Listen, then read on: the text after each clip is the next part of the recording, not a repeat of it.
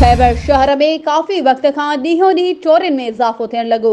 नंढा तोड़े वॾा ताजिर ऐं दुकानदार परेशान आहिनि। इन हवाले सां वधीक तफ़सील ॾियण लाइ असां सां लाइन ते मौजूदु आहे मटियारी मां CNN न्यूज़ जो रिपोर्टर फिदा हुसैन सोलंकी। जी फिदा हुसैन, छा तफ़सील आहिनि?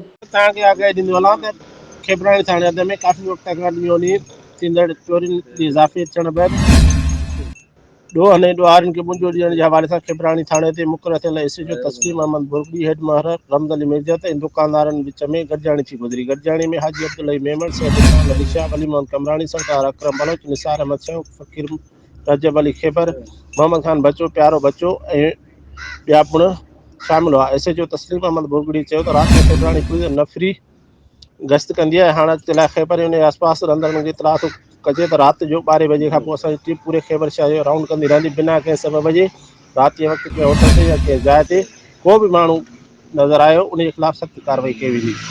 दुकानदार पंहिंजी कमेटी ठाहियो, पंहिंजा चौकीदार मुक़ररु कयो जेके असांजी टीम सां राब्ते में रहनि। इंशाअल्लाह असां बि उन्हनि चौकीदारनि सां गॾिजी पंहिंजी शहर वासियुनि जी हिफ़ाज़त कंदासीं। जी महिरबानी फिदा हुसैन तफ़सीलनि खां आगाह करण जे लाइ।